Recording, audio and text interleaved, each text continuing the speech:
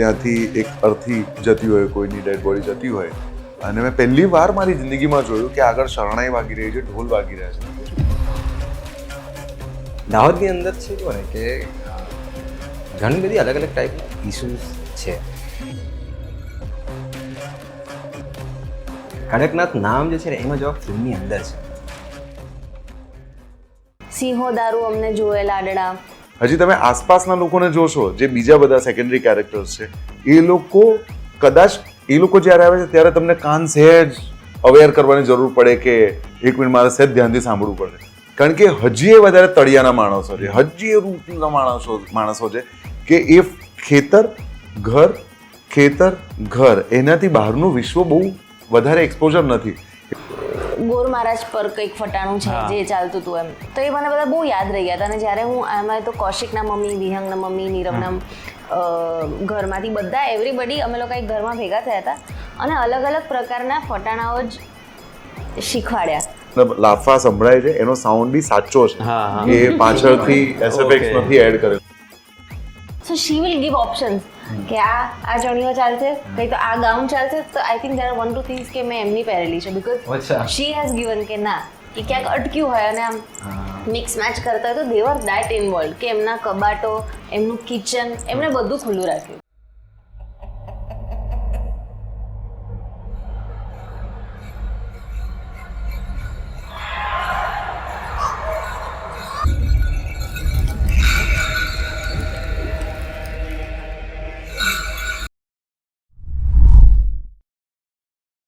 એક સરસ ગુજરાતી ફિલ્મ આવી છે, નામ છે કડકનાથ. અને થોડા સમય પહેલાં કદાચ સોવાન પર તમે એની એક રીલ જોઈ હશે.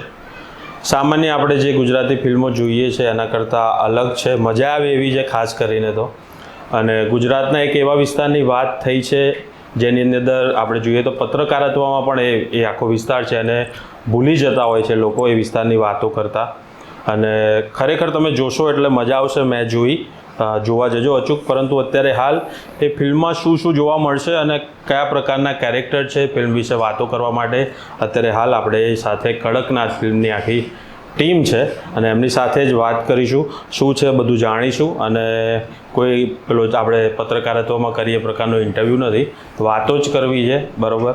અને તમે પણ જો ફિલ્મ જોઈ હોય તો કોમેન્ટ કરતા રહેજો કે કઈ બાબતો તમને ગમી, શું તમે નવું જાણ્યું ફિલ્મ વિશે અને શું સૌથી વધારે મજા આવી. મને તો બહુ મજા આવી. પહેલાં તો સૌથી પહેલાં તમને કહી દઉં, ફિલ્મ જોઈ અને મેઇન સૌથી વધારે જોરદાર કેરેક્ટરમાં મને આમ તમારું જે પેલું કેરેક્ટર આમ પાછળ હાથ બાંધીને આખા ફિલ્મમાં એક પેલું નહીં હોતું કે ફિલ્મોની અંદર તમને યાદ રહી જાય, બરાબર. કોઈ ફિલ્મમાં પેલો સની દેઓલ કાકડી જ ખાતા હોય, બરાબર, પણ એ પેલું એક ટિપિકલ થઈ ગયું. પણ આમાં આખી ચાલ જે તમારી હતી અને કન્ટિન્યુ તમે કંઈક વિચારી રહ્યા હોય એ દરમિયાન, એટલે બધી ઘણી ઝીણી બાબતો હતી જે આમ યાદ રહી જાય આખી જિંદગી.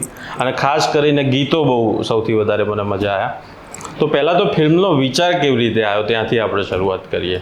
દાહોદની અંદર છે કહો ને કે ઘણી બધી અલગ અલગ ટાઈપના ઇસ્યુઝ છે અને એને તમે સિનેમામાં કેવી રીતે લાવી શકો એ મને બહુ પહેલેથી એ વિચાર હતો. મને પહેલાં એવું હું ડોક્યુમેન્ટરીઝ બનાવીશ, પણ ડોક્યુમેન્ટરીની રીચ થોડી ઓછી પડી જાય.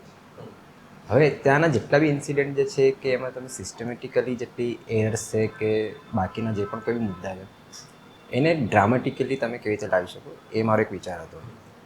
એ વિચારની જોડે આ આખું એક વાર્તા બની. હવે જ્યારે ત્યાંના જેટલા મુદ્દા જે છે એને જ્યારે આપણે ફિલ્મમાં લાવવાના હોય તો એમાં કેરેક્ટર બિલ્ડ કરવાના હોય. તો મારા માટે એવું હતું કે કેરેક્ટર ત્યાંના મેં જોયેલા છે, હું ત્યાં જ રહેલો, ત્યાં જ મોટો થયો.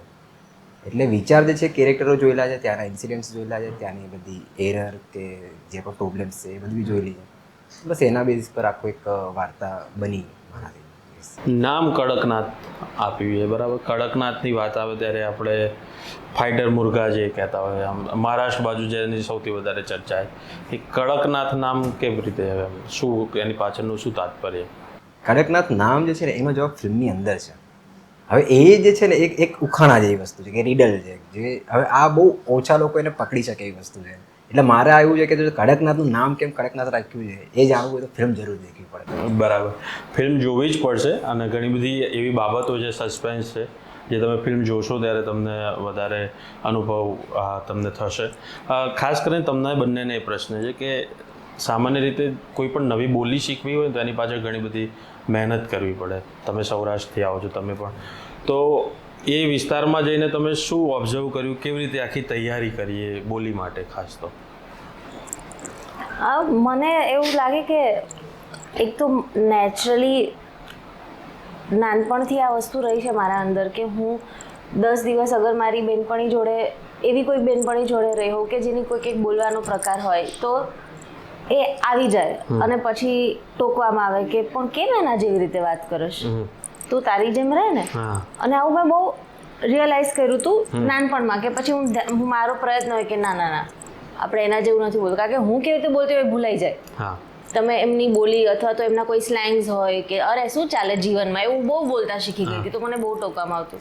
તો આઈ થિંક એ એક ક્વોલિટી મને હેલ્પ વધારે કરી એઝ એન એક્ટર ઓવરઓલ લાઈફમાં. જ્યારે વિચાર્યું નહોતું કે એક્ટર જેવું કંઈ આપણે કરીશું. I think in everything that helps me. First that is 1. 2, Kaushik એ જે રીતે લખ્યું હતું અને એમના મગજમાં જે વસ્તુ હતી એ એટલી બધી ક્લિયર હતી અને એટલી સુંદર જેન્યુઅન પ્રોસેસ થયેલી આ પાછળ. જો એ પ્રોસેસ ના થઈ હોત તો બી બોલી ના પકડાઈ હોત. અને પ્રોસેસ ત્યાં જઈને થઈ જેના કારણે એવું બી થયું કે બંટી છે કે જે અમારા ટીમમાં બધા લોકો છે જે દાહોદના જ હતા, તો એ લોકો સતત અમારી આસપાસ જ હતા. તો તમે અહીંયાથી બી પિક કરતા હોય કે ઇવન ઇફ તમે ડાયલોગ્સ નથી વાંચી રહ્યા કે અમે લોકો રીડિંગ નથી કરી રહ્યા, બટ એ લોકોની વાતો ચીતો તમે સાંભળો ને તો ત્યાંથી બી તમે ધીરે ધીરે ધીરે અચ્છા આને આવી રીતે પ્લેસ કરે છે, આ વર્ડ્સ આવી રીતે અંદર અંદર ગૂંથાયેલા છે, તમે બધું ઓબ્ઝર્વ કરવાનું ચાલુ કરો. આઈ થિંક ત્યાંથી તો મેઇનલી મારું ટ્રેનિંગ થિયેટરમાં થયેલી છે. થિયેટરમાં અમે લોકો જુદા જુદા પ્રકારના નાટકો કરતા હોય. લકીલી મારા ભાગે હંમેશા એવા જ નાટકો આવ્યા છે કે જેમાં દરેક, દાખલા તરીકે સમુદ્ર મંથન છે, અને મને ડિરેક્ટર્સ પણ એવા સારા મળ્યા છે કે એવું નહીં કે આ રૂમમાં બેઠા રીડિંગ કર્યું સીધા સ્ટેજ ઉપર જતા રહ્યા. તો સમુદ્ર મંથન નામનું નાટક હોય તો એના માટે અમે લોકો માંડવી અને કચ્છ બાજુ ગયા હોઈએ, ત્યાંના શિપમાં ઉતર્યા હોઈએ અને ત્યાંથી અમે લોકોએ બોલી કે એ ભાષા સ્ક્રિપ્ટમાં તો હોવાની જ છે, પણ એ કેવી રીતે બોલાય છે. કારણ કે તમે કોઈક એક અમદાવાદી બોલતા હું અમદાવાદી બોલતો તો એમાં ફેર છે. સાચી વાત છે. કાઠિયાવાડીમાં પણ ફેર છે, બે માણસોના પોઝિસમાં પણ ફેર છે, કારણ કે એની વિચારવાની શક્તિમાં ફેર છે, એની સાયકોલોજી, એનું પોતાનું બેકગ્રાઉન્ડ, એનું પોતાની આખી બેકડ્રોપ, હિસ્ટ્રી બધું અલગ છે. એટલે એની વિચારવાની રીત અલગ છે, એટલા માટે એના પોઝિસ પણ અલગ છે અને એની બોલવાની કે શબ્દ બહાર પણ જુદા જુદા છે. જીવનના રેફરન્સ જ અલગ છે. એટલે અમે સમુદ્ર મંથનમાં ત્યાં ગયા હોઈએ કે ઓક્યુપાર કરતા હોય તો ગીરના જંગલોમાં 10 દિવસ રહ્યા હોઈએ કે કોઈ પણ પ્રકારનું હોય કે વીજળી કરતા હોય તો અમે લોકો માંગરોળમાં પણ જઈને કામ કરીને આવ્યા હોય. અને બીજું કે મારું સ્કૂલિંગ જે છે એ કેન્દ્રીય વિદ્યાલયમાં થયું. ઓકે. અને કેન્દ્રીય વિદ્યાલય એટલે આખા ભારતભરના લોકો, દરેક ભાષાના લોકો, પ્રાંતમાંથી આવેલા લોકો, અને એના કારણે દરેક લોકોના ઘરે બી જવાનું હોય. મારા ગઢવાલી મિત્રો બી હોય, મારા પંજાબીઓ પણ હોય, એટલે એ ભાષા તમારી અંદર આપમેળે ઉતરતી જ જાય. અને તમને બાય નેચર જ આઈ એમ વેરી ક્યુરિયસ પર્સન કે આ કેવી રીતે, આનો અર્થ શું, એ જાણવામાં તમે એ બોલવા પણ લાગો. કારણ કે મહારાષ્ટ્રમાં ગયા હોઈએ અને થિયેટરની અંદર બહુ નેચરલી જે લોકોના એ તેવડું કાંઈ કરાય એટલે ફોકસ કરાવી દે, આ બોલાયા જ જાય અને તમે એની સાથે આમ વહી જ જાઓ કે એની સાથે તમે એ જ કોન્વર્ઝેશનમાં વાત કરો. એના કારણે મને લાગે છે કે બતોર એક્ટર તમારું જે ગ્રાસ્પિંગ પાવર છે ને એ બહુ સ્ટ્રોંગ, ઇનબિલ્ટ તમારો બહુ સ્ટ્રોંગ થઈ જાય. અને એટલા માટે જ કૌશિકે જ્યારે મને સ્ક્રિપ્ટ મોકલી, વાંચી, એની અંદર ડાયલેક્ટ લખેલી હતી. એવું નથી કે સ્ક્રિપ્ટ શુદ્ધ લખાયેલી છે ને ત્યાં જઈને અમે કામ કર્યું. આપણે ત્યાં ગુજરાતી સ્ક્રિપ્ટ વોટ્સએપ ભાષામાં લખાય છે કે અંગ્રેજીમાં લખી હોય ને એને આપણે રોમન ગુજરાતી કહેતા હોઈએ છીએ કે ગુજરાતી લખેલું હોય પણ SHU શું એ રીતે હોય છે કે ગુજરાતીમાં જ હોય. એમાં જ એક ટેકનિકલ એરર છે. એટલે બહુ બધા લોકોની એવી કમ્પ્લેન હોય છે તમે ગુજરાતી ફિલ્મ બનાવો તો ગુજરાતીમાં કેમ નથી લખતા. પણ છે કે જે એપ્લિકેશન છે ફાઇનલ ડ્રાફ્ટ એનામાં ગુજરાતી ફોન્ટ્સ છે, એટલે એને લખવું હોય તો ઇંગ્લિશ રોમનમાં છે. પણ હવે આવી ગયા છે, હમણાં આવી ગયા છે, એટલે હવે એને બદલી શકાય છે. એટલે અમે લોકો ત્યાં ગયા, મારું પણ એ જ ડિમાન્ડ હતી કૌશિકને. આ એક તો છે હું કે સર હાલ તો મેં કીધું આ એક તો શબ્દો જ મારા માટે નવા છે, એમાંય તો પાછું અંગ્રેજીમાં લખ્યું છે, એટલે મેં કીધું મને આના ગુજરાતી જો મળી શકે તો. પણ એની સાથે સાથે મારી પોતાની પણ એક પ્રોસેસ એ રીતની હોય છે કે અમને જ્યારે સ્ક્રિપ્ટ મળે ને તો ડાબું પાનું હંમેશા કોરું હોય, એટલે સિંગલ સાઇડ પ્રિન્ટ હોય, અને હું એવી જ સ્ક્રિપ્ટ માંગુ છું કે જેથી કરીને કોરા પાના ઉપર હું મારા નોંધપોથી બનાવી શકું, મારી પ્રોસેસ પણ લખી શકું, કે ડિરેક્ટરની સાથે કે રાઇટરની સાથે ચર્ચા થાય અને કોઈ એવા કોન્ટેક્ટ કે એવા રેફરન્સીસ મળે તો હું તરત નોંધી દઉં. કારણ કે સીન તો અમે આજે 55 નંબરનો કર્યો, કાલે 102 નંબરનો કર્યો, એટલે પછી એની અંદર નોટ કરેલું હોય તો એ તમને શૂટ કરતી વખતે રિફર કરી લો એટલે તરત જ તમે પાછા એ ઝોનમાં જતા જઈ શકો. પછી તો અમે દાહોદમાં રહ્યા, 20-25 દિવસ રહ્યા, ત્યાંના લોકોને ઓબ્ઝર્વ કર્યા. એટલે જો તમે આ હાથ બાંધવાવાળી વાત કરી, એના પર કોણ વાત ઇઝ લાઈક બહુ એમ સાયકોલોજીકલી એની ઇમ્પેક્ટ એ રીતની છે કે કેમ અને પછી હાથ છૂટે એના પર બી વાત છે.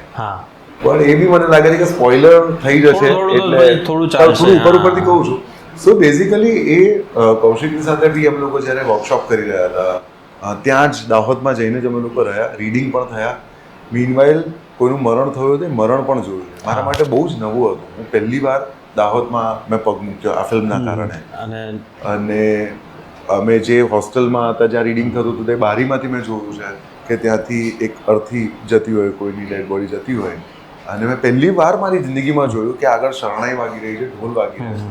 મેં કીધું આ કે હા ધીસ ઇઝ રેગ્યુલર. મેં કીધું આ કોઈ સ્પેસિફિક એક સમુદાય માટે છે તો કે ના, આ આખી જ આદિવાસી કમ્યુનિટીની અંદર આ જ રીતે વિદાય થતી હોય છે.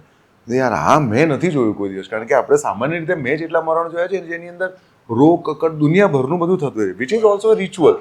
પણ આ રિચ્યુઅલ પણ છે આપણા ગુજરાતનું, ગુજરાતી હોવા છતાં ગુજરાતમાં મોટો થયો, જન્મ્યો, પણ મને આ નહોતી ખબર. એવી બીજી લગ્નની વિધિઓ છે કે પૂજાની વિધિઓ, આવું બધું જ જઈને ત્યાં એક્સપ્લોર કર્યું.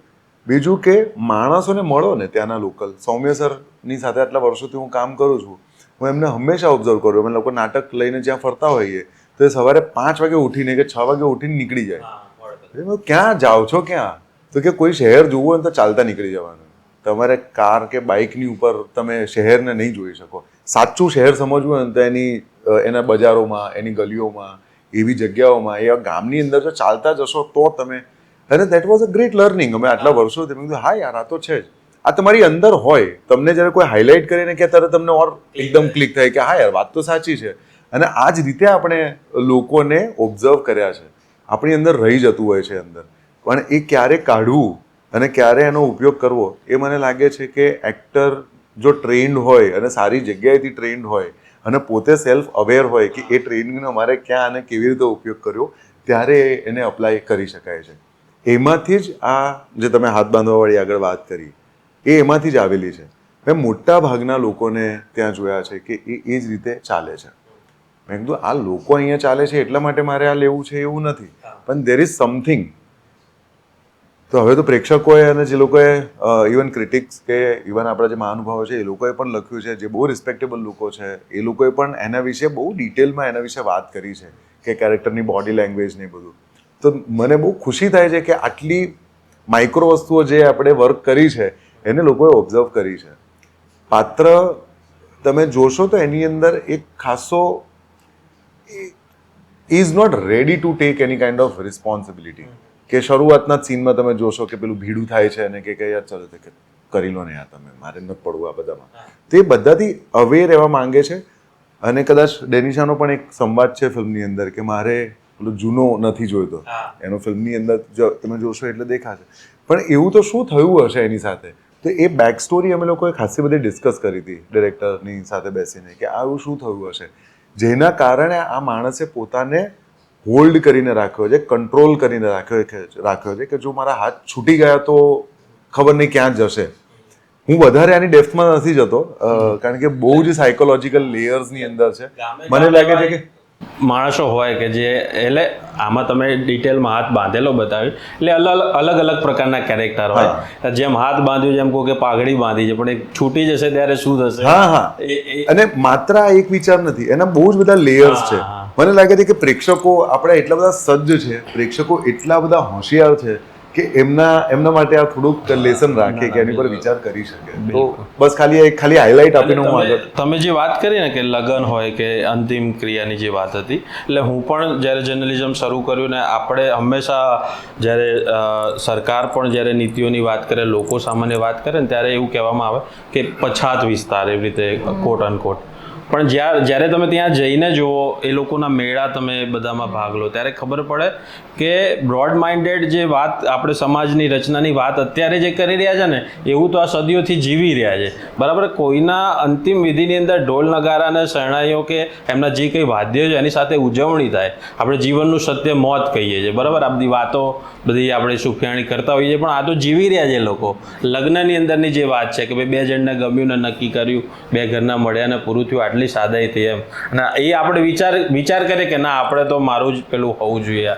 એ લોકો ઓલરેડી સદીઓથી જીવી રહ્યા છે. એટલે ઓપનનેસ ને બ્રોડ માઇન્ડેડ જે વાત છે એ તો વર્ષોથી એમનામાં વણાયેલી છે. એ જ રીતે અને ખાસ હવે એ જાણવું છે કે આપણી ગુજરાતી ફિલ્મોથી મને હંમેશા હું પણ જેટલી બધી જ નહીં, પણ મને હંમેશા એ ફરિયાદ રહેતી કે ફિલ્મો જોઈએ ને આપણે, એટલે એની અંદર દૂધવાળાની એ જ ભાષા હોય, એ જ લહેકો હોય. બરાબર, ફિલ્મની અંદર છાપા નાખવાવાળો હોય એનો એ લહેકો હોય, મેઇન કેરેક્ટરનો એ જ લહેકો હોય. ભલે શહેરની વાત હોય, પણ એમાંય અલગ અલગ જગ્યાએથી લોકો આવીને વસ્યા હોય ને, એની બોલી જ અલગ નહીં હોતી. પેલું પોળમાં બોલાય એ પ્રકારનું ગુજરાતી જ બોલી દેવામાં આવે. તો આની બોલી ઉપર તમે વિચારી કોન્શિયસલી એવું તમે નક્કી જ કરેલું કે આ રીતે જ આપણે રાખીશું કે હા? આ ડાયલેક્ટ જે છે ને, એમાં કેવું છે કે જો આ વર્લ્ડ જ મારે ક્રિએટ કરવું હોય તો આ ડાયલેક્ટ ઘણું જ જરૂરી છે. અને જો હું આ ડાયલેક્ટ નહીં રાખું ને જો હું શુદ્ધ ગુજરાતીમાં જતો રહું, તો પહેલું તો એ જ છે કે વર્લ્ડ જોડે જસ્ટિફાઈ નહીં થાય. અને એ ઓડિયન્સ જોડે પણ બિટ્રેયલ છે એક રીતનું, કે તમે એક દુનિયા બતાવી પણ એની અંદર, એ દુનિયાની અંદર એનું એ ભાષા નથી. હોઈ શકે કે તમે ચલો આ સેમ વસ્તુ જે છે એ જે ઘણા બધા ફિલ્મ મેકર્સ કરે જ છે કે એક વર્લ્ડ આખું બને, પણ તમે એમાં ભાષા જે છે એ અલગ બતાવી દીધી. ફોર એક્ઝામ્પલ મીરા નાયરની ફિલ્મ છે, એમાં બહુ બધી એવી ફિલ્મ છે જેમાં ઇંગ્લિશ યુઝ કરેલી છે. આખું સેટઅપ કે વર્લ્ડ જે છે એ ઇન્ડિયાના સેટઅપમાં હોય. પણ આમાં એવું છે કે જો હું આ ડાયલેક્ટ નહીં રાખું તો આ કેરેક્ટર જે આખું ડિઝાઇન થયું છે કે આખું જે વર્લ્ડ ડિઝાઇન થયું છે એની અંદર એ ડાયલેક્ટ ઘણી જ ઇમ્પોર્ટન્ટ છે. એ નહીં હોય તો આ બોલતા માણસો બહુ ખોટા લાગશે ઓડિયન્સને. અને બધાને એવું લાગે કે ડાયલેક્ટ બહુ અઘરી છે સમજવામાં. તમે ફિલ્મને ખાલી શરૂઆતની 5 કે 10 મિનિટ પછી તમે અંદર જોડાઈ જાવ, તમને નહીં લાગે અઘરી, કેમ કે તમે ત્યાં સુધી કેરેક્ટરમાં એટલા જતા રહેશો કે વર્લ્ડમાં એટલા જતા રહેશો કે તમને એમના ઇમોશન કે એમના ચહેરા કે આખું જે સીન ચાલે છે, સીન જ તમને કહી દેશે કે એકચ્યુઅલમાં થઈ શું છે. એટલે dialect is not the problem. એ હું રાઇટરના પોઈન્ટ ઓફ વ્યૂથી કહું છું. રાઇટરે એટલું સુંદર રીતે ભાષાને બેલેન્સ કરી છે કે તમે એક આદિવાસી વિસ્તારમાં જાઓ છો, એ દાહોદમાં જાઓ છો, ત્યાંના લોકો છે, ગામના લોકો છે, જેમાં અભયસિંહનું પાત્ર છે મારું, એ બિલકુલ ત્યાંની ભાષા બોલે છે. શારદા બી ત્યાંની ભાષા બોલે છે, કારણ કે એ ગામના જ છે ને ત્યાં જ રહે છે. જબકે એનો ભાઈ છે એની ભાષા થોડીક બદલાઈ છે, કારણ કે શહેરમાં ભણવા ગયો છે. એની જે ગર્લફ્રેન્ડ છે નિધિ, એ પણ ચોખ્ખું ગુજરાતી બોલે છે, કારણ કે એ ડોક્ટર છે, એ ભણેલી છે, બહાર ગઈ, ભણેલી છે ડોક્ટર છે, એ પ્રશ્ન નથી કે ભણેલા નહીં ભણે, પણ બહારનું એક એક્સપોઝર છે, અને બીજી એક વર્લ્ડનું, બીજા લોકોનું, બીજા કલ્ચરનું પણ એક એક્સપોઝર છે. તેની ભાષામાં એ થોડુંક તમને શુદ્ધિ દેખાશે. હજી એ તમે અભયસિંહનું જે પાત્ર છે એ પણ બહાર ને અંદર થતો હોય છે, પણ એનું મૂળ જે રૂટ્સ છે બધા ત્યાંના જોડાયેલા છે. હજી તમે આસપાસના લોકોને જોશો, જે બીજા બધા સેકન્ડરી કેરેક્ટર્સ છે, એ લોકો કદાચ એ લોકો જ્યારે આવે છે ત્યારે તમને કાન સહેજ અવેર કરવાની જરૂર પડે કે એક મિનિટ મારે સહેજ ધ્યાનથી સાંભળવું પડશે, કારણ કે હજી એ વધારે તળિયાના માણસો છે, હજી એ રૂટના માણસો છે કે એ ખેતર ઘર એનાથી બહારનું વિશ્વ બહુ વધારે એક્સપોઝર નથી. એટલે બહુ જ વ્યવસ્થિત રીતે એને લખવામાં આવેલું છે કે બધા જ શેડ્સ ધ્યાનમાં રાખવામાં આવે છે, કે બધા જ એક સરખું બોલે છે. તમે હમણાં કહું કે દૂધ, અહીંયા બધા જ લોકો એ જ વિસ્તારના છે, પણ છતાંય બધા સરખું નથી બોલતા. નાનો ડિફરન્સ છે એમાં. પોલીસ વાળાનું કેરેક્ટર, હા, એટલે પોલીસ વાળાનું એક કેરેક્ટર ને પોલીસ સ્ટેશન છે, બરોબર. પોલીસ સ્ટેશન કેવા ટિપિકલ સેટ ઊભા કરી દઈએ, આપણે કનેક્ટ કેમ નહીં કરી શકતા? હવે જે પોલીસ સ્ટેશન ગયું એને ખબર હોય કે પોલીસ સ્ટેશનની હાલત શું હોય. કોઈ પણ સરકારી ઓફિસ આપણા ત્યાં સેટ ઊભો કરી દો અને વાસ્તવિક એવું કંઈક તમે બિલ્ડિંગ શોધો ને બનાવો, તો બંનેમાં ફરક જ દેખાય. પોલીસ સ્ટેશન ફિલ્મમાં એકચ્યુઅલ બતાવ્યું છે 99% એની આજુબાજુનું જ હોય એમ. ગામની અંદર તમે જાઓ તો બરાબર પોલીસ અધિકારી જ પેલો બેઠો છે એ PSI લેવલનો જ નાના સ્ટેશનમાં હોય. આવું બધું ઘણી ફિલ્મોમાં મેં જોયું છે કે આવી નાની નાની બાબતોનું ધ્યાન જ રાખવામાં નહીં આવતું. ટેબલ છે તો પેલું જૂનું દેખાડવા માટે એની ઉપર ખાલી થોડું કરી નાખે, પણ શું કહેવાય કે એ પ્રોપર ના કર્યું હોય, એમાંય આળસ હોય.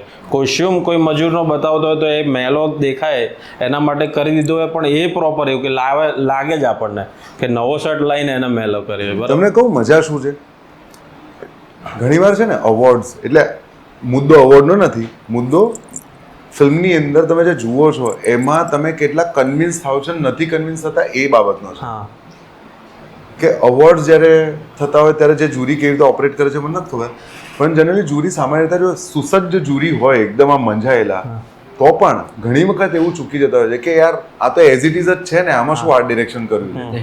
મજા એ છે કે એ એઝ ઇટ ઇઝ લાગે છે કે આમાં કશું કરવાની જરૂરત જ નથી પડી, ત્યાં કર્યું છે એટલા માટે તમને એટલું સહજ લાગે છે. તમને જો આર્ટ ડિરેક્શન કરેલું દેખાય તો એ તો આર્ટ ડિરેક્શન છે, એ તમને ખબર જ ન પડે એની મજા છે. એટલે ગામડાના એટલે જે તમે પોલીસ સ્ટેશન ની વાત કરી, it is not a police station, એ આખી સેટઅપ જ કંઈક જુદું છે. પણ જે રીતે એને બનાવવામાં આવ્યું છે અથવા તો જે એંગલ થી એને શૂટ કરવામાં આવ્યું છે, કે જે રીતે એનું સેટઅપ કર્યું છે, એની લાઇટિંગ કરી છે, એ એટલું સુંદર રીતે આજે હું ઓડિયન્સ તરીકે એને જોઉં તો હું માની રહ્યો છું કે ભાઈ આ સાચું પોલીસ સ્ટેશન છે, જબકે અમને તો ખબર છે કે અમે કઈ જગ્યાએ શૂટ કર્યું છે. ફન ફેક્ટ છે કે જે પ્રોડક્શન ડિઝાઇનર છે ને શુભમ સોલંકી, હવે આ કોસ્ચ્યુમ અને હવે આ ગુજરાતી ઇન્ડસ્ટ્રીમાં બહુ ઓછું થતું કે પ્રોડક્શન ડિઝાઇનર હોય, એ આખો ફિલ્મનો એક લુક ના બધી વસ્તુ આપણે તો અવોર્ડ બી એના નામનો છે એની ગુજરાતીમાં કદાચ એક્ઝિસ્ટ નથી. એ આર્ટ ડિરેક્ટર અને પ્રોડક્શન ડિઝાઇનર બે અલગ ડિપાર્ટમેન્ટ છે, પણ આર્ટ ડિરેક્ટર એ જ પ્રોડક્શન ડિઝાઇનર, પ્રોડક્શન ડિઝાઇનર એ જ આર્ટ ડિરેક્ટર એવું માની લેવામાં આવે છે અહીંયા. એટલે એ કેટેગરી જ નથી. એ આખી ફિલ્મની વિઝ્યુઅલ પેલેટ છે, કોસ્ચ્યુમ છે કે આર્ટ ડાયરેક્શન, એ બધું એ માણસ જોડે ડિસાઇડ થતું હોય વિથ ધ ડાયરેક્ટર, બધે સિનેમેટોગ્રાફર ને બધા. શુભમના પપ્પા પોલીસ વાળા, પોલીસ એટલે એ પોલીસ સ્ટેશન તો વ્યવસ્થિત જ ડિઝાઇન કરવાનું. એટલે એ ખબર હોય કસ્ટડી જે બતાવવામાં આવી છે જેલ, બરોબર પોલીસ સ્ટેશનમાં ગયા હોય ને એને ખબર હોય કે એ અંધારપટ જ હોય, બરાબર. આપણા ત્યાં ચોખ્ખી એની પથારી અંદર આપી હોય ને તો એની ઉપર એ ડાઘ ના હોય, એટલું ચોખ્ખું, બરાબર. એટલે આની અંદર દેખાવે કે અંધારપટ પ્રોપર દેખાઈ રહ્યું છે. લોકો કનેક્ટ એટલે કરી શકે. પોલીસ સ્ટેશનમાં પોલીસવાળો લાઉડલી જવાબ આપે, ખબર હે કેમ આવ્યો. હવે તમે એકચ્યુઅલ પોલીસ સ્ટેશનમાં જાઓ ને તો એ તમારી સામે નજર મિલાયા વગર એનું કામ કરતાં કરતાં જ તમને જવાબ આપતો. એ નાની નાની બાબતોનું ધ્યાન રાખ્યું છે. મજા લોકોને એટલે આવી રહી છે, એટલે કનેક્ટ કરતા હોય એવું મને લાગ્યું. અને સૌથી વધારે મજા પીઠું, બરોબર. તમે વિસ્તારમાં જાઓ ને તો દારૂનું પીઠું અને આપણે ત્યાં બોટલો ગોઠવી દે, લાલ કલરનું જ બિયર એ પ્રકારનું હોય, એ વિસ્તારમાં એવું જ મળતું હોય, બરાબર. આ ચોખ્ખી વાત છે. એટલે પ્રોપર તમે કનેક્ટ કરી શકો જે એ વિસ્તારમાં ફરતા હોય ને. એટલે આપણે ફિલ્મની અંદર રિવરફ્રન્ટ બતાવો તો તરત ફીલ કરીએ કે આ જગ્યાએ એમ દરેક. પછી એની જે પેલું હતું એની અંદર કાણા પડી ગયા હતા, બખા પડી ગયા હતા, બરાબર, એ પડદા ઉપર.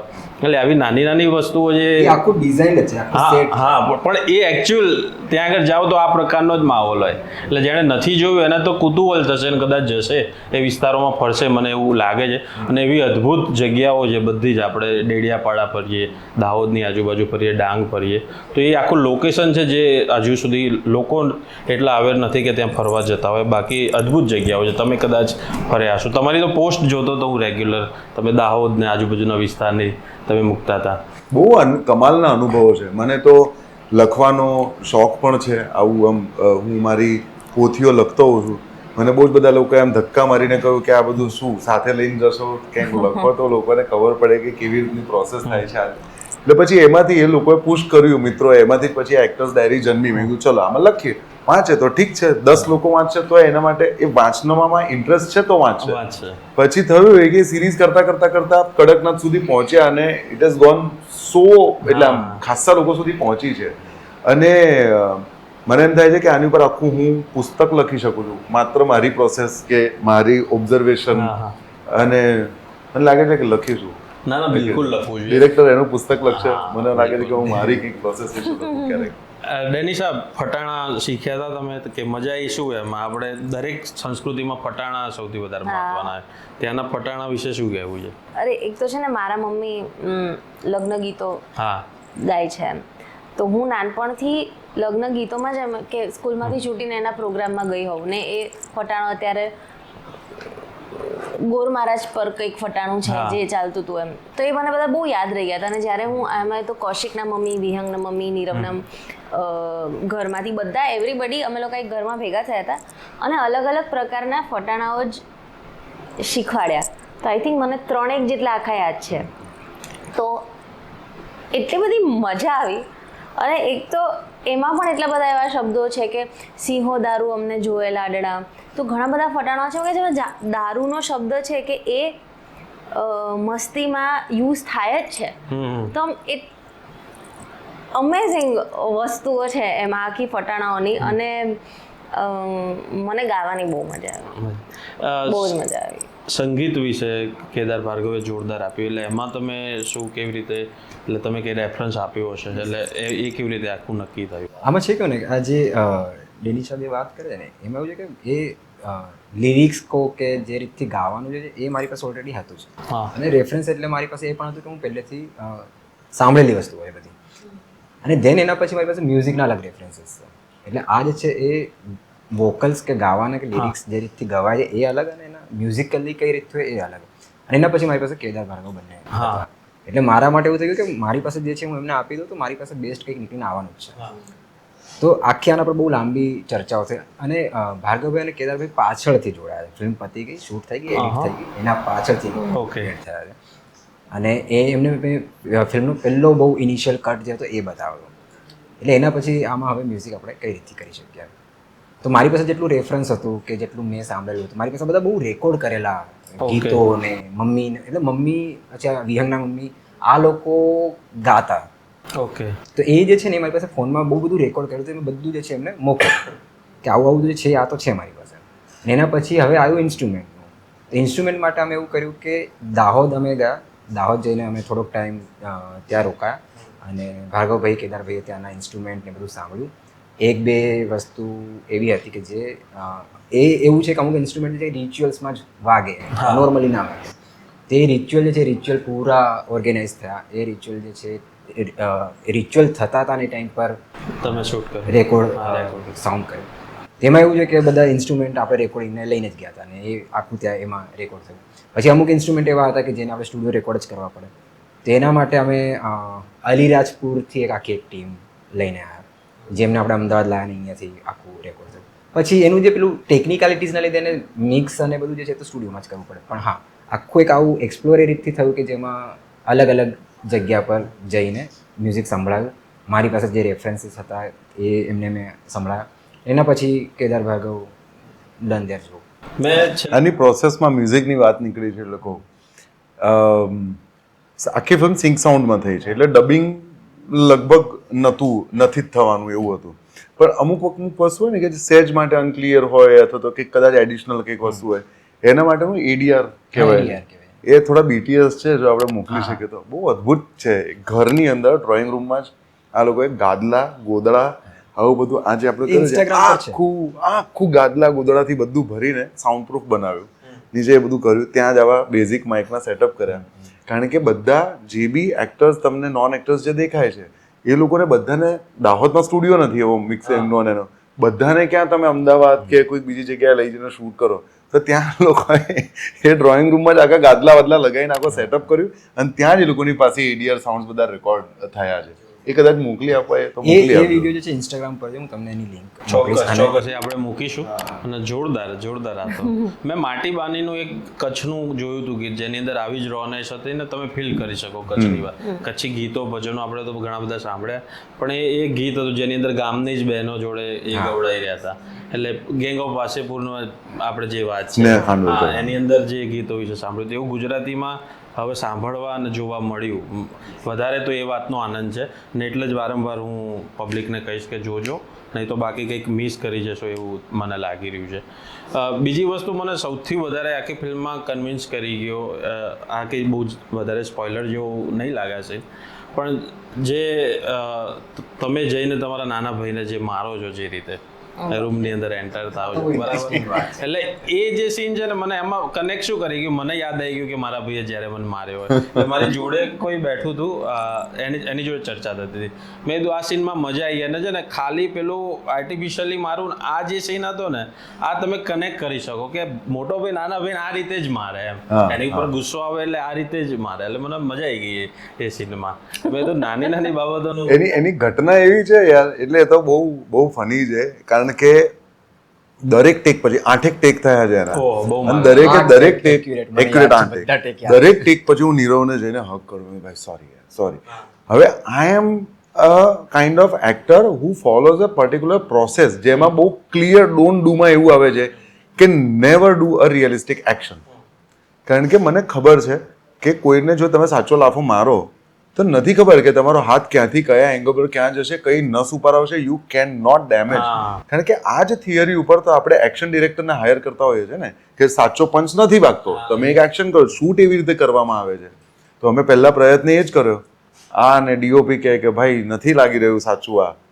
મેં કીધું પણ સાચું મારી તો નહીં શકાય, હું તો નહીં મારું સાચું યાર, કારણ કે મને મારા હાથનો બી વજન ખબર છે કે એ, અને હું આમ બી ના કરી શકું, કારણ કે એ તમારા બોડી, તો હું જે સાયકોફિઝિકલ હંમેશા કહેતો હોઉં છું એ છે કે તમારો માઇન્ડમાં જે ચાલે છે એ થોટ અને તમારું બંને બોડી, આ બંને જો સિંક નહીં થાય તો એ પાવર તમને નહીં દેખાય સ્ક્રીન ઉપર, તમે ફેક નહીં કરી શકો ત્યાં, જબકી તમારો ફિલ્મનો પ્રકાર જ રિયલિસ્ટિક છે. આ મને કે સર ઠોકી દો. મેં કીધું ભાઈ તારો ભાઈબંધ છે, તમારા અંદર શું પર્સનલ મજા મસ્તી ચાલતી હોય એ બધું છોડો. નીરવ કે સર મારી દો. મેં કીધું ના મરાયેલા, કે ના હું કરી લઈશ. પછી હવે એ તમે જોયું હશે કે કાર આવી, ત્યાંથી આ માણસો ઉતરે, 1 ટેક છે, સિંગલ ટેક હે ને, તો ત્યાંથી આવ્યા, શોધ્યો, પકડ્યો, એને માર્યો, પછી એને કાઢી મૂક્યો, આખો લાંબી પ્રોસેસ છે. એમાં મેં કીધું યાર આ તો હવે થયું, પહેલાની જ અંદર સરસ થઈ ગયું. પછી કંઈક ફોકસનો કંઈક ઇસ્યુ થયો, બીજીની અંદર કંઈક થયો તો બાઇક કંઈક ઉછળી, ત્રીજામાં બાઇક ચાલુ ના થઈ, ચોથામાં કંઈક બધું બરાબર થઈ ગયું છે, લાફાઈ બરાબર વાગ્યા છે, પેલા રિએક્શન પણ સરસ આપ્યું છે, પણ અહીંયા બાઇકનો પ્રોબ્લેમ છે.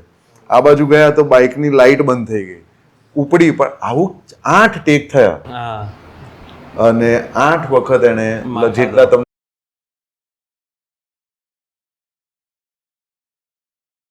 કારણ કે સિંગ સાઉન્ડ નો શૂટ થયેલું, એટલે સાચા લાફ, એ જે ઇન્ટેન્સિટી હવે સંભળાય, એક ટેકમાં 13 છે, એટલે ગણી લો આગળ કેટલા થાય. એટલે જે ટેક બચ્યો છે એની અંદર જેટલા સંભળાય એટલા, બાકી અમુકમાં 13. અને અમુક પેલા થિયેટર પ્લેમાં આપણે જોયું છે કે પેલો એક્ટિંગમાં પેલા મારવાનું હોય ને પછી એટલું બધું મારે ને કે બે ઝઘડી પડે.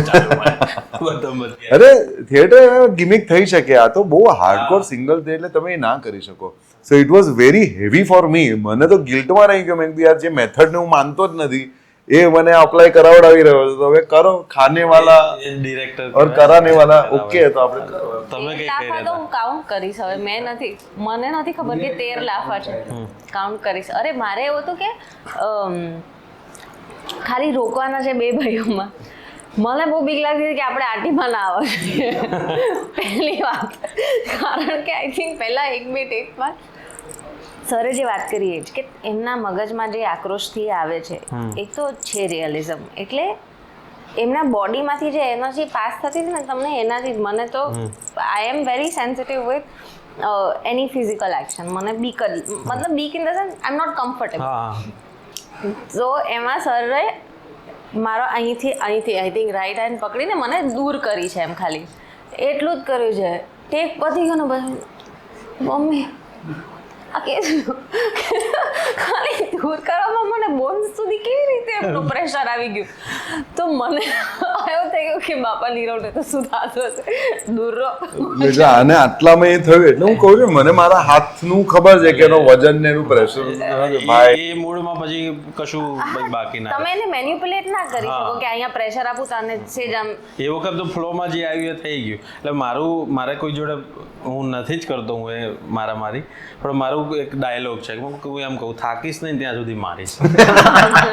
મારું એ કોઈ જોડે ઝઘડો થાય ને શાંતિ રાખ ભાઈ, નહીં તો થાકીશ નહીં ત્યાં સુધી મારે. એટલે એ વાળું પેલું જે હતું ને, એટલે હું નાનો હતો ત્યારે સિગરેટ પીતા પકડાયેલો ને મારા ભાઈએ પકડાયેલો, એટલે મને તો એકદમ આમ યાદ આવી ગયો, મારતો મેદાનમાંથી ઘર સુધી લાવ્યો હતો. એટલે મેં કીધું આ જ ઇન્ટેન્સિટીથી ભાઈ મારે મોટો. એટલે એ પોઈન્ટ સુધી છે ને અભયસિંહને તમે જુઓ છો કે એકદમ ચાલે છે બધું બહુ જ અંદર ખૂબ ચાલી રહ્યું છે, કશું આવી નથી રહ્યું, અને કંઈક આવ્યું અને એ કહે છે કે ભાઈ I don't want to C that version. હવે એ કયું વર્ઝન છે એ પછી છેક સુધી તમે જાઓ ત્યારે કદાચ મારવો પડી રહ્યો છે, મારવો નથી તોય. હા, એ વસ્તુ છે. નીરજ છે ને મારો ચાઇલ્ડહુડ ફ્રેન્ડ છે, હા, અને એ બેઝિકલી એ આ ફિલ્મમાં એઝ એન એક્ટર નહોતો ઇન્ક્લુડ થવાનો. એ જે પ્રોડક્શન ને પ્રોડ્યુસિંગમાં રહેવાનો હતો.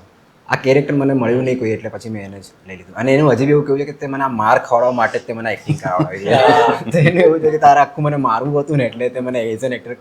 પણ સાથે સાથે બધા જ એક્ટરો આપણે જોઈએ તો કેરેક્ટરમાં દરેક લોકો ફિટ થયેલા દેખાય છે. ક્યાંય એવું અતિશયોક્તિ ક્યાંય નથી લાગતી કે ના આણે વધારે પડતું કરી દીધું કે અહીંયા વધારાનું દેખાઈ ગયું કે આ બહુ દબાયેલો લાગે છે, એવું એ નથી. તમામ કેરેક્ટર જે છેલ્લે તો પેલો એક દાઢીવાળા ભાઈ છે જેમને તમે જ્યારે પ્રીમિયરમાં કહ્યું કે આ ભાઈ પહેલી વાર એક્ટિંગ કરી રહ્યા, આપણને એમ લાગે મેથડ એક્ટર જ છે કોઈ, બરાબર નવા હોય એવું લાગી જ નહોતું રહ્યું. મને એ છે ને સાગર, હું આમાં બહુ જ બધા લોકોને ક્રેડિટ અપાય એવી વાત છે આ તો, કે જે પ્રોડક્શન ડિઝાઇનરની વાત કરી આપણા મોટાભાગની ફિલ્મોની અંદર એ વસ્તુ ઉપર જો ધ્યાન આપવામાં આવે ને તો મને લાગે છે કે આવા આપણી પાસે એટલા બધા સજ્જ એક્ટર્સ છે, એટલા બધા મંજાયેલા એક્ટર્સ છે આપણી પાસે, પણ એને એક્સપ્લોર કરવામાં નથી આવતા. હું એમ કહું છું કે અભિનય બેંકર કે ડેનિશા ઘુમરા કે નિસર્ગ સરને પણ આપણે કેટલી બધી ફિલ્મોમાં જોયા છે, પણ હું તો એમને કેટલા વર્ષોથી ઓળખું છું. મેં એમને આટલા ઇમ્પેક્ટફુલ પહેલી વખત સ્ક્રીન ઉપર જોયા છે. હવે એ માત્ર પરફોર્મન્સ નથી, ઓફકોર્સ બધા એક્ટર્સે પોતપોતાની રીતે જે બી કર્યું છે એ તો છે જ, એ એમની સ્કિલ્સ છે, એમનું ક્રાફ્ટ છે, એ તો યુઝ કરી જ રહ્યા છે, અને એટલા માટે જ એ આ ફિલ્મમાં છે. પણ એનો જે લુક ક્રિએટ કરવામાં આવે છે, એ કઈ કારની બાલી પહેરશે, એ કઈ શોલ ઓઢશે, અથવા તો એનું જે ગાઉન છે, એ તમને તમારું કેરેક્ટરને વધારે એન્હાન્સ કરે છે, તમને એ ત્યાંના માટીમાં એબ્સોર્બ કરી લે છે, ખેંચી લે છે. એના માટે આ પ્રોડક્શન ડિઝાઇનર કે કોસ્ચ્યુમ એટલે ક્યાંકથી બાર્ટરમાં લઈને આપણે ખરીદતા એ કોસ્ચ્યુમ નથી, એ કોસ્ચ્યુમની પણ બહુ કમાલની સ્ટોરી છે. જો અગર કૌશિક કહેવા માંગે તો કદાચ હું કહી શકું. કોસ્ચ્યુમ આજે છે કોઈ નવા છે જ નહીં. ત્યાં છે ને એક લોકલ હાટ જેવું થતું હોય, એમાં યુઝડ ક્લોથ્સ મળે. હવે આમાં મારી પાસે બે વસ્તુ હતી. એક તો યુઝડ ક્લોથ્સ જે છે મને મળી જાય તો એનામાં એજિંગ ને આ બધું નહીં કરવું, અને બીજી વસ્તુ છે સસ્તું હોય. મને એક શર્ટ 50 રૂપિયા મળેલું. હવે હું અહીંયા જો લાવું તો એક શર્ટ મને જે છે 1000-1500 પડે, એને પછી એજિંગ બી કરવાનું, અને એ નથી પહોંચતું ત્યારે. તો મારી ટીમની અંદર જે લોકો જે હતા ને, હર્તજ્ઞ કરીને કોસ્ચ્યુમ ડિઝાઇનર, પછી આ પ્રોડક્શન ડિઝાઇનર શુભમ, પછી શિવરામ કરીને આર્ટ ડાયરેક્ટર, આ બધા લોકો ગયા અને ઘણા જ બધા અલગ અલગ કપડાઓ પિક કર્યા. એમને સાડીઓ, શર્ટ, પેન્ટ, બધી વસ્તુ. એમાં બી પછી થોડું ફિટિંગ વિટિંગ કરાવીને બધું કર્યું. એટલે એ કોસ્ચ્યુમની એ એક ઓરિજિનલ કે એકદમ રિયલ લાગવાની પાછળનું કારણ આવું છે. નવા લઈ જ શકતા હતા, એવું નથી કે નતા લેવા એવા, પણ એમાં એને કેટલું એજિંગ કરો, એના તમે કેટલું એને ઘસી નાખો, આ ઓરિજિનાલિટી ના દેખાય પછી એમાં જે મેકઅપ બી છે ને, અમે લોકો બહુ જ બધી ટ્રાયલ કરી હતી. મારા મેકઅપ ઉપર પણ ખૂબ બધી ટ્રાયલ થઈ, બહુ જુદા જુદા પ્રકારના લુક. આઈ થિંક 2 આખા દિવસ અમે લોકો એની અંદર કાઢ્યા હતા કે આ રીતનો મેકઅપ કરીએ, આ રીતનો મેકઅપ કરીએ, આ રીતનો કરીએ, સ્કિન ટોન સાથે મેચ થાય આ તે. અને છેલ્લે એવું નક્કી થયું કે નો મેકઅપ. એટલે જે તમને ફિલ્મમાં લુક દેખાય છે, there is zero makeup in the film. Nisarg સરનું એવું હતું કે પહેલા શરૂઆતમાં કંઈક થોડું થોડું કરતા હતા, પછી એટલું બધું શૂટ કર્યું તડકામાં તો કે હવે આવી ગયો જે ઓરિજિનલ છે, હવે મેકઅપ કરવાની જરૂર નથી. એટલે આ બધું જ બહુ સુંદર રીતે કોમ્પ્લિમેન્ટ, અને એડિશનલી કે લુક, મેકઅપ, કોસ્ચ્યુમ્સ આ બધું તો થઈ ગયું, પણ એની લાઇટિંગ કેવી થાય છે અને કેવી રીતે એને શૂટ કરવામાં આવે છે, એ સિનેમેટોગ્રાફર જે હર્ષિત છે એને બહુ અનબિલિવેબલ કામ કર્યું છે. બહુ જ કમાલ રીતે ફિલ્મને શૂટ કરી છે એને. એટલે ડેનિશાના એ કોસ્ચ્યુમ જે છે એની રોનેજ તમે જુઓ તો એકચ્યુઅલ ત્યાં મહિલાઓ આ પ્રકારે પહેરતી હોય કે ગાઉન પહેરે કે સાલો પહેરતી હોય તો ઉપર કોઈ વાર સ્વેટર કે એ રીતે જ ત્યાં આગળ. આ એક મારે એક નાનકડો કિસ્સો કહેવો છે જે મેં મારા એક્ટર્સ ડાયરીની પોસ્ટમાં જ લખેલો હતો, પણ મને પછી ટાઈમ જ નથી મળ્યો આ બધું રોજનું બધું પોસ્ટ કરવાની અંદર. મેં ડેનિશા માટે ખાસ લખેલું હતું. એક કિસ્સો એવો છે, અમારે લંચ પડે ને પછી સહેજ 15-20 મિનિટ અમને એવી મળી જતી હતી કે સહેજ આમ રિલેક્સ તમે થઈ જાઓ, કારણ કે એ જ જગ્યાએ અમે શૂટ કરતા હતા જે અભયસિંહનું ઘર છે ત્યાં. હવે એ ઘર બી બહુ સુંદર એક્ટિવ ઘર હતું, એવું નતું કે ભાડે લીધું છે ને બધું આપણે સામ્રાજ્ય છે. ત્યાંના લોકો ત્યાં જ રહે છે અને ત્યાં અંદર ગાય ને બકરીઓ બી રહેતી હોય ને એવું બધું. તો ત્યાં ખાટલો હોય તો હું ખાટલા ઉપર આડો પડતો હતો. ફોન આ 2 મહિનો ઓલમોસ્ટ ડિટોક્સ રહેલો છું ફોનથી. કારણ કે ત્યાં નેટવર્ક જ નહોતું આવતું. હોટેલ પર પહોંચો ત્યારે તમને નેટવર્ક આવે, ત્યાં સુધી તો તમે થાકીને ઠૂસ થઈ ગયા હોય. હવે ત્યાં થોડો આરામ કરતો હતો ને હું, ક્યારનો કંઈક ગુણગુણ અવાજ આવ્યા કરે ફોન ઉપર. હવે મેં એવું ઓબ્ઝર્વ કરેલું કે મોટા ભાગના ત્યાં લોકો પાસે ફોન નથી, સ્માર્ટફોન તો નથી જ, જે છે તો એ પેલા છે કીપેડ વાળા, એ પણ ઘરમાં મેજરલી પુરુષો પાસે હોય. મહિલાઓ બહુ જ ઓછી છે કે જેમની પાસે ફોન હોય, બહુ ઓછી મહિલાઓ પાસે હશે. અમે લોકો જે ગામમાં શૂટ કરતા હતા એ એરિયાની વાત કરું છું. એમાં એક બહેનનો અવાજ આવ્યા કરે, ચાલ્યા કરે, અને એનું આ બધું જે બી હતા એ જ કોણ છે ને કોણ બેન. પછી બહાર ગયો અને આ ઊંધી ફરેલી હતી આખું. પછી આ ફરી ત્યારે ખબર પડી કે ડેનિશા છે. તમને હું આઈડેન્ટિફાય જ નહીં કરી શક્યો.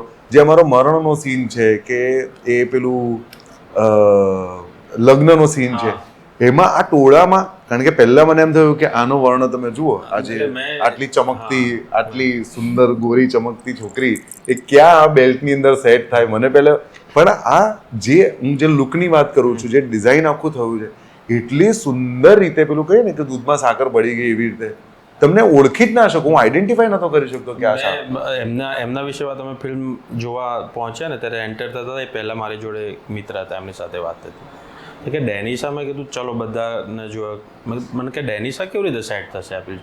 મેં કીધું છે ને મેં હેલારો એમને જોયા છે એટલે મેં કીધું સેટ તો થઈ જશે. મેં કીધું એટલો ગુજરાતી સિનેમામાં જોયા પછી એટલો વિશ્વાસ હતો કે ના એ કરી લેશે આ પ્રકારની. નહીં તો પેલા અલગ જ પેલું વચ્ચે કોણે વાત કરી હતી કોઈ ડિરેક્ટરે કે વરુણ ધવનને હું એ પ્રકારનું કેરેક્ટર આપું તો એ ના જ મેળ આવે એમ, પણ તમે કરી લીધું બહુ સારી રીતે. બીજી એક વસ્તુ ખાસ કે મેં લોકોને એવું સાંભળતા જોયા કે ભાઈ કાંતારાથી ઇન્સ્પાયર કંઈ હોય એવું કંઈ ખરું ફિલ્મમાં તમને? ના, હવે આમાં છે કેવું ને, આને સમજવા માટે ત્યાંને એક રિચ્યુઅલને સમજવું જોઈએ. ત્યાં છે ને આ પોઝેશન વાળું જે છે કે ખત્રી આવે એવું કહેતા હોય, અને આ આદિવાસી આખા સમાજ. હવે આ અહીંયા કોઈને ખબર નથી, પણ આ જે છે એ આખા આદિવાસી સમાજ, પર્ટિક્યુલર એક કમ્યુનિટી સ્પેસિફિક નહીં, પણ આખા આદિવાસી સમાજની વાત છે. હવે આપણી પાસે રેફરન્સ પોઈન્ટ કયા? જ્યારે આપણે કંઈ પણ વાત કરીએ તો Kantara is the reference point. પણ આ જે છે એ તમે ત્યાં તમને બતાવી શકો.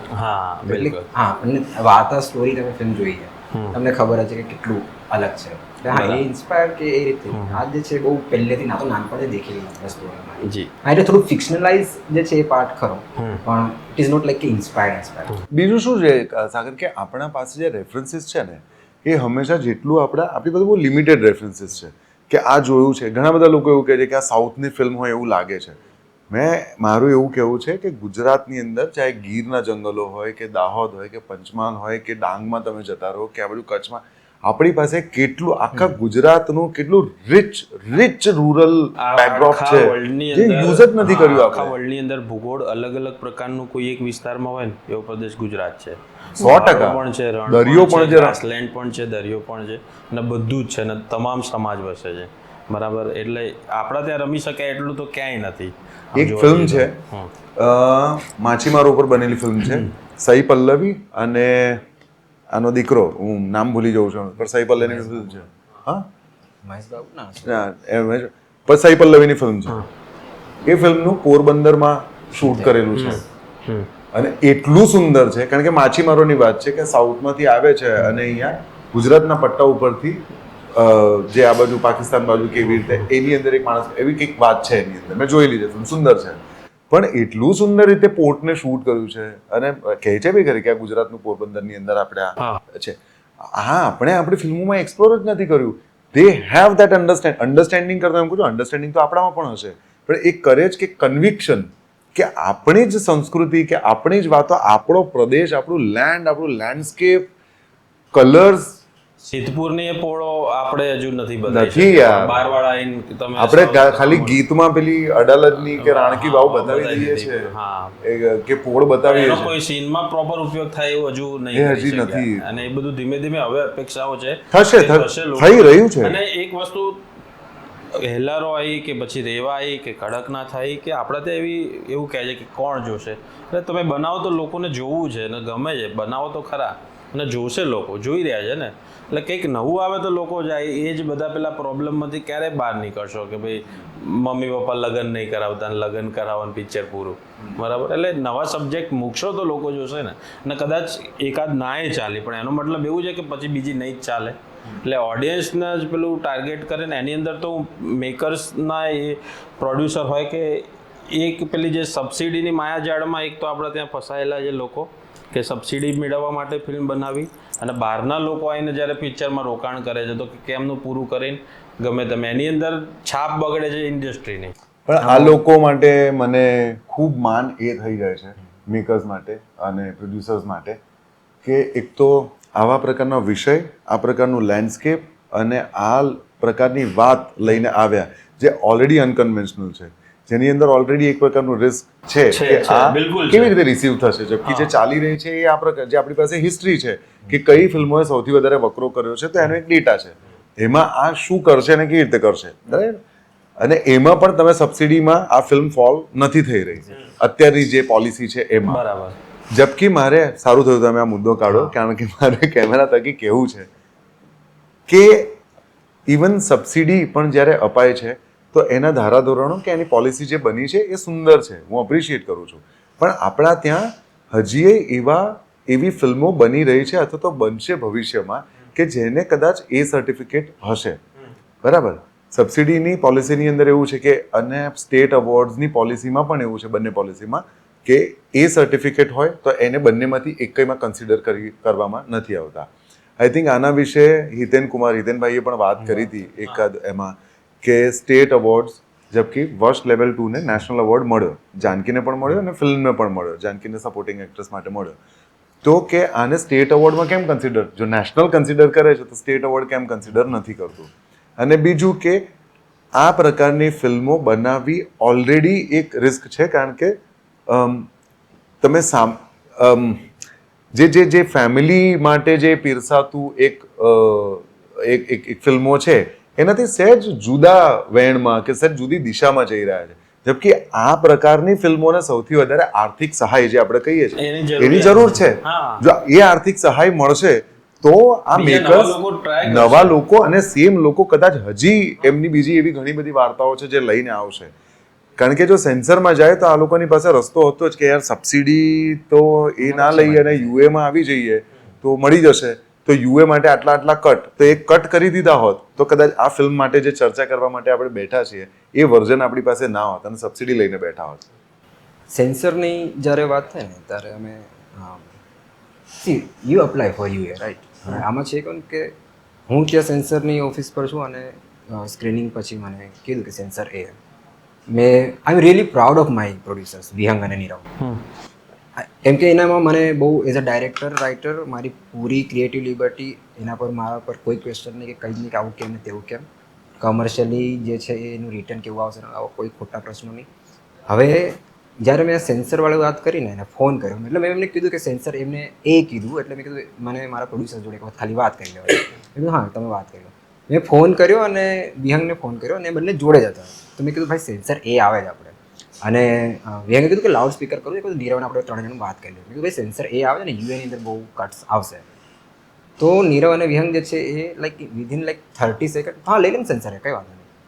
એટલે આ સમજ શક્તિ જરૂરી છે ને, એ બંનેનો ટેમ્પો સેટ મેચ થવો જરૂરી. અને મેઇન વસ્તુ સબસિડીવાળી જે વાત કરી ને, એટલે મને ઘણીવાર એવું સમજાય છે કે નીતિઓ બનાવવામાં ત્યાં જે લોકો બેઠા છે ગાંધીનગર, એ લોકોને નથી સમજ, એમની જોડે બીજા 17 કામ છે, અને ત્યારે એ ઇન્ડસ્ટ્રીના એક સારા ડેલિગેશને જઈને એમને સમજાવવું પડશે, બરાબર.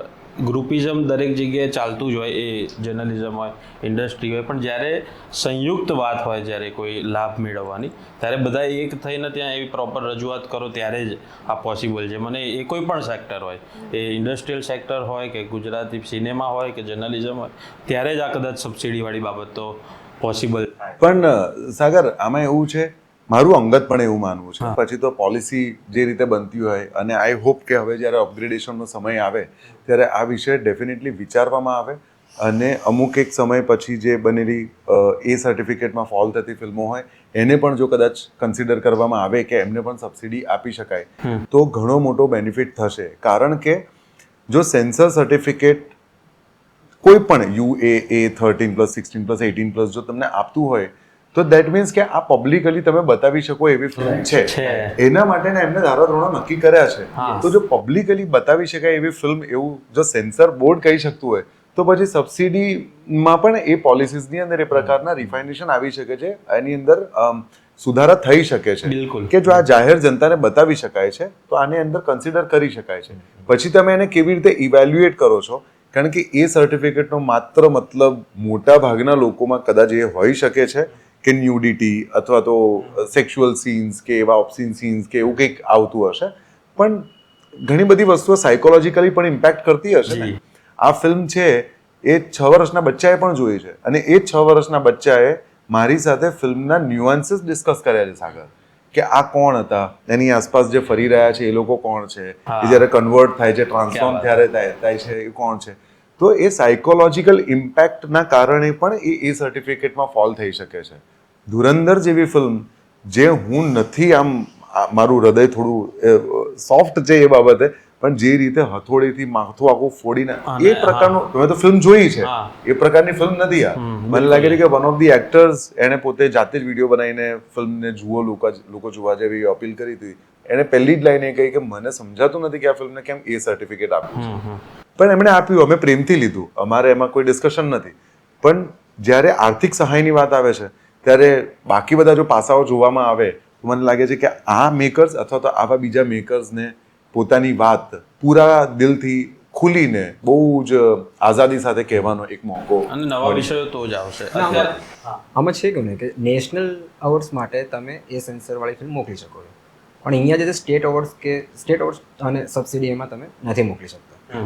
હવે જે સેન્સર આવે છે તો સિનેમેટોગ્રાફ એક પ્રમાણે ફિલ્મ તમારી પાસ થઈને આવે, ત્યાં એક આખી કમિટી બેઠી છે, એ લોકોએ દેખી છે, they are approving that this film can be watched by this people, કે ભાઈ ચલો 18+ એ લોકો દેખી શકે. અને દેટ મીન્સ કે government is allowing this film મતલબ ઓડિયન્સ. એવું તો છે નહીં કે સેન્સર આને મૂકી દીધી છે કે બેન કરી નાખી. તો જે સેન્સર એ કેટેગરીમાં જતી રહી, તો અહીંયા જે છે આપણી ગવર્મેન્ટ એને છોડી દીધી. સાચી વાત છે. અત્યારે શું છે, શો મળી રહ્યા છે, લોકોનો કયા પ્રકારનો રિસ્પોન્સ છે? તમે બધા જતા હશો અલગ અલગ જગ્યાએ. લોકોનો તો અનબિલિવેબલ રિસ્પોન્સ છે.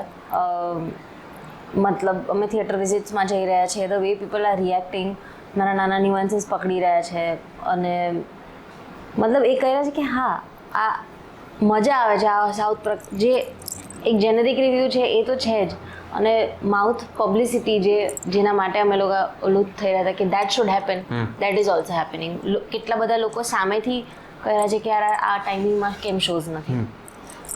તો એ naturally થઈ રહ્યું છે. મને જે લોકોના સામાન્ય રીતે ફોન નથી આવતા એવા બહુ જ બધા લોકોના ઇન્ડસ્ટ્રીમાંથી, મુંબઈથી, ઇન્ડસ્ટ્રીની બહારથી પણ એવા ફોન આવ્યા છે કે જેના અવાજમાં તમને એક કન્સર્ન દેખ, ભાઈ પિક્ચર પહોંચાડી દેજો, બહુ જ અદ્ભુત બની છે, બહુ જ આવી બની છે, તેવી બની છે, સરસ થયું છે, મારી કંઈક મદદની જરૂર હોય તો કહેજો. મને લાગે છે કે this is the power of mouth publicity, અને માઉથ પબ્લિસિટી જે છે એનો કોઈ જ તોડ નથી. That is the only publicity that works. બીજું, ગઈકાલે અમે લોકો વાઇડ એંગલમાં થિયેટર વિઝિટમાં ગયા હતા, અને સરપ્રાઈઝ હું થઈ ગયો. અમે સરપ્રાઈઝ વિઝિટ આવી હતી, પણ અમે સરપ્રાઈઝ થઈ ગયા કે એક બેન હતા, એમણે એક અંકલનું ઇન્ટ્રોડક્શન કરાવડાવ્યું કે જેમના નાકમાં 2 પાઇપ્સ લાગેલી છે, એક બેગ લાગેલી છે, અને એવી મેડિકલ કન્ડિશનમાં ફિલ્મ જોવા આવ્યા હતા. અને મેં એમને એ જ કહ્યું કે આઈ એમ ગ્લેડ કે હું આ ફિલ્મ જોઈ. શું વાત છે! એટલે વ્હીલચેર ઉપર મારી ઉપર એક મેસેજ આવ્યો તો મેં શેર બી કર્યો હતો. NIDની કોઈ સ્ટુડન્ટ હતી, એ જોવા ગઈ હતી ને, એણે આ કન્સર્ન શેર કર્યો કે ભાવનગરમાં કોઈક જગ્યાએ એક જ થિયેટર છે કે જેની અંદર વ્હીલચેર એક્સેસ નથી, અને એ ભાઈને વ્હીલચેર ઉપર છે, અને એમને બહુ જ છે કે મારે આ ફિલ્મ વહેલી તકે જોવી છે, બટ એ થિયેટર સુધી પહોંચી નથી શકતા, માત્ર વ્હીલચેર એક્સેસ નથી એટલે. સો આવા જ્યારે અમને ફીડબેક મળે છે ત્યારે અમે બહુ ઓવરવેલ્મ છીએ કે સાચે આપણી પાસે એવું ઓડિયન્સ છે, એવો બહુ જ મોટો વર્ગ છે કે જેમને આ પ્રકારની ફિલ્મ્સ જોવી છે, વિષયો જુદા જોવા છે, વિશ્વ નવું જોવું છે. આપણે ખાલી પીરસતા નથી, અને આપણે ઓડિયન્સને બહુ ઓછું આંકીએ છીએ કે એમને આ જ જોઈએ છે. મને લાગે છે કે ઓડિયન્સ ઉપર ન ઢોળવું, એને ટેવ પાડવાની છે ને, એને જુદું પીરસવાની આપણે ટેવ પાડવાની. બિલકુલ. મને ગુજરાતી ઓડિયન્સથી મને ખરેખર કોઈ જ વાંધો એ રીતથી નથી, કેમ કે ગુજરાતી ઓડિયન્સ ખરેખર બહુ અમેઝિંગ સિનેમા જોવે છે. જો કોઈ એવું માનીને ચાલતું કે ગુજરાતી ઓડિયન્સને આવું જ કે ગમે છે કે આવું જ કે ગમે, તો એવું નથી. ઓડિયન્સ જોવે છે, પણ એને ત્યાં સુધી પહોંચાડવું પડે કે એમને ઇન્ફોર્મ કરવું પડે. હવે છે કે એના પાછળ આખી માર્કેટિંગ ટીમ આ બધી વસ્તુ લાગતી જે અમારી પાસે ઓછું પડે છે. પણ એ છે એક વસ્તુ કે એક વખત એમને ખબર પડે, લોકો જોવે છે, એના પછી they are like really એપ્રિશિએટિંગ the film, એટલે એ વાંધો નથી. બિલકુલ બિલકુલ. આ છેલ્લી એક બે વાત કરવી છે કે ત્યાંનું કયા પ્રકારનું ભોજન તમે માણ્યું કે મજા આવી એ વિસ્તારનું? ભાઈ હું બહુ સુખી હતો. હા. હું જનરલી કોઈ પણ સેટ હોય સેટનું જમવાનું હું લગભગ અવોઇડ કરતો હોઉં છું, કારણ કે જે તમને શરીરને આ અંતે બધું તે દેખાય છે એની ઉપર પછી અસર થતી હોય છે. અને ક્યારે તમે આમથી આમ એક્ટર તરીકે અમારી પાસે 3 ઇન્સ્ટ્રુમેન્ટ છે, અમારું મગજ, અવાજ અને શરીર 3 જ વસ્તુ છે જેને સૌથી વધારે અમારે કેળવવાનું હોય છે અને સાચવવાનું હોય છે. એટલે શૂટ ઉપર હું જનરલી અવોઇડ કરતો હોઉં છું. તો મને એક સરસ જે જગ્યાએ અમે શૂટ કરી રહ્યા હતા ત્યાં જ ખેતર હતું અને ત્યાં એક દાદી હતા જે અને એક બેન હતા. એ લોકો સરસ સેટ થઈ ગયા હતા. આમ તો મને કે તમે જમતા નથી, એમને કંઈક ઓબ્ઝર્વ કર્યું હશે તો એક રોટલો ખાશો? તો ત્યાં રોટલો જુવારનો કે મકાઈનો રોટલો, હા મકાઈનો રોટલો, અને અમુક બાજરીનો રોટલો પણ મળી જાય અને સાથે ચણાની ભાજી. આ મારું ફિક્સ લંચ હતું. સરસ એક આખો રોટલો મોટો ખાવાનો, ચણાની ભાજી, અને પછી ઝાડની નીચે જઈને સૂઈ જવાનું. પછી એકાદ વિઝિટમાં ગયા તો દાલ પાણીયા ખાધા હતા, જલસો હતો. અને ત્યાં દાહોદની કચોરી બહુ ફેમસ છે. આજની તારીખમાં પણ હું જો દાહોદ જાઉં તો એ કચોરી ખાવાની જ. બહુ મજા છે. તમે ખાધા હતા? ના, એકચ્યુઅલી જ્યારે અમે કડકનાથ શૂટ કરતા હતા તો એના પછી મારી જે ફિલ્મ હતી ને એના માટે હું ખાસા એવા સ્ટ્રિક્ટ ડાયટ પર હતી. તો હું મારું ઘણું બધું વેજીટેબલ ને આને તેને જે મને થાય કે હું હેરાન ગતિ ના થાય પ્રોડક્શનમાં, તો હું અહીંયાથી લઈને ગઈ હતી. ઘણું એટલે કેવું, એટલે બોરી ભરીને આવે શાકભાજી એમ અમદાવાદથી દાહોદ, રીતસરની પેલી ઘઉંની બોરી હોય એવા શાકભાજી ભરીને લાવે. બરાબર. એટલે ના, મેં નથી ખાધું આ બધું. ત્યાં તો પેલું જુવારનો રોટલો કે મકાઈનો રોટલો તમે ખાઓ અને એટલે જોડે તમને આપણને એમ થાય કે પેટ ભારે ના લાગે એમ. એ સરસ ભોજન, જે ભોજનની આપણે વાત કરતા હોઈએ કે આપણું આ પ્રકારનું ડાયટ હોય એ બધું જીવી રહ્યા છે. એમ આપણા ત્યાં સંસાધનોની દ્રષ્ટિએ આપણે એવું વિચારીએ કે ભૌતિક બધી ચીજ વસ્તુઓ આ જોઈએ. ભાઈ હું તો ચા સેટ ઉપર બનાવતો ને એટલે એમ લગભગ ત્યાં સેટ થઈ ગયેલા હતા. પછી એવું હતું કે અમદાવાદ આવ્યા ને ત્યારે મને અમદાવાદ સેટ નહોતું થતું ઘણા સમય સુધી. અમારી જ છે ને ટીમમાં કેટરિંગ ટીમ કે સ્પોર્ટ બોયઝ કે આવું નહોતું. અમે બધા જે છે એ જ જે બી ફ્રી હોય બેઠું બેઠું ચા બનાવતું એવું. બરાબર. એટલે અને ત્યાં જમવાનું બી એવું છે કે જમવાનું આવે તો ઠીક, અને નહીં આવે ત્યાં ઘર જે હતા રોટલા બનેલું છે તો એમાંથી જમી લેતા. એટલે આ તો કોઈ પેલી વાળી વસ્તુ છે કે બધા જ લોકો એટલા ઇન્વોલ્વ છે કે ઘરના ત્યાં લોકો જે ઘર તેમના ઘરમાં શૂટ કરતા બરાબર. એ લોકો પણ એટલા જ ઇન્વોલ્વ, એ લોકોને મજા આવી રહી છે કે શૂટ થઈ રહ્યું, બધા બેઠા છે, વાતો થઈ. આપણે બધું સારું કે એક્ટરના એટલા બધા ટેન્ટ્રમ ન જરાબી નહીં. મને મારા કોઈ એક્ટરનો મગ લઈને જો ના મારા કોઈ પણ એક્ટરે મારી પાસે કોઈ એક્સ્ટ્રા ડિમાન્ડ નથી કરી. કોઈએ મને નથી કહ્યું કે મારી કોફી ક્યાં છે, અને તાળી પીવડાવવી પડે. મારે આનો હું બહુ લકી રહ્યો કે મારે એક્ટરની સાઈડથી એવા બધું નથી આવ્યું. ભાઈ અમે એટલું મસ્ત સૂઈ ગયા છે ને, એક ઘરની બાજુમાં ભેંસ ને ગાય ને બધું બાંધેલું હોય, પછી એક શેડ હોય, કારણ કે બાકી બધું કવર કરવાનું હોય, સાયલન્સ હોય, સિંકમાં શૂટ કરતા હોય, અને ક્યાંક આડા પડવું હોય તો શું કરવાનું. તો ત્યાં અહીંયા બાજુમાં ભેંસ છે, અહીંયા ગાય છે, અને અહીંયા ખાટલો પાથરેલો હોય, મસ્ત મજાનો સૂઈ ગયો. ભેંસની પૂંછડી ભેંસની બાજુમાં ખાટલો કેમ રાખ્યો? ના, મને એ મતલબ ત્યાંના લોકો બી જેટલે ઇન્વોલ્વ હતા ને એમાં એવું કેવું છે કે I don't know if you know this, but many a times કોસ્ટ્યુમમાં એવું થતું હતું કે આપણે અભયસિંહનું જે ઘર હતું ને તો એ આંટી છે ને એમનો જ કબડ ખોલીને આપતા હતા કે ગાઉનની નીચે કયો ચણિયો ચાલશે, કે આપણા પાસે બીજા એક અમાઉન્ટ હોય. હા, so we would she will give options કે આ ચણિયો ચાલશે, કઈ તો આ ગાઉન ચાલશે. તો I think there are 1-2 things કે મેં એમની પહેરેલી છે બીકોઝ શી હેઝ ગિવન કે ના કે ક્યાંક અટક્યું હોય અને આમ મિક્સ મેચ કરતા હોય તો દે વર દેટ ઇન્વોલ્વ કે એમના કબાટો, એમનું કિચન, એમણે બધું ખુલ્લું રાખ્યું બેઝિકલી. મન એકદમ એમનું એટલું જોરદાર. હું ખાલી એકવાર હું ફિલ્ડમાં ગયો હતો તો ત્યાં એક ખાલી આદિવાસી વિસ્તારના એક સામાન્ય પરિવારના ઘરે હું જમવા બેઠો કવરેજ કરીને આવ્યા પછી. તો એ દાદીએ જમવાનું તો બનાવ્યું હતું, જોડે મારી જોડે પંખો લઈને બેઠા. મને કે બેટા જમ તું શાંતિથી. બહુ પ્રેમાળ, આટલા પ્રેમાળ લોકો. બહુ પ્રેમાળ. આપણને એમ થઈ જાય કે ખરેખર કરવું છે કામ તો આ લોકો માટે કરવું જ છે. બહુ પ્રેમાળ. મારે એવું એક વસ્તુ એવી બી હતી કે ઇનિશિયલી બહુ બધા લોકોને નથી ખબર કે હું ત્યાંનો જ છું કે સેમ કમ્યુનિટીનો છું. આ કોઈને ખબર નથી. 5મા દિવસ 6ઠા દિવસ પછી ખબર પડવાની ચાલુ થઈ. ત્યારે લોકોને અચાનક ખબર પડી કે આ તો આપણી જ ફિલ્મ બની રહી છે. એ બહુ મસ્ત મજાની વાત હતી. જોરદાર. બહુ મજા આવી વાતો કરીને, અને લોકોને મજા આવશે, ફિલ્મ જોવાની મજા આવશે. સૌથી વધારે મને મજા તો એ પડી છે સાગર કે આ જરાય ઇન્ટરવ્યુ જેવું નથી લાગતું. Thank you. Thank you. બસ વાતો કરવાની મજા આવી, ફિલ્મ જોવાની મજા આવી અને ચોક્કસ તમને પણ મજા આવશે એ વાતની ગેરંટી લઉં છું, કારણ કે સોમાન પર અમે એ પ્રકારના જ ઇન્ટરવ્યૂ કરતા હોઈએ છીએ, અમને મજા આવે, બરાબર. તો 100% આપણા ઓડિયન્સને મજા જ આવશે. જે કંઈ પણ તમારા મંતવ્ય હોય કોમેન્ટ કરજો, તમારા મિત્રો સુધી ચોક્કસથી આ વિડીયો શેર કરવાનું ભૂલતા નહીં. નમસ્કાર.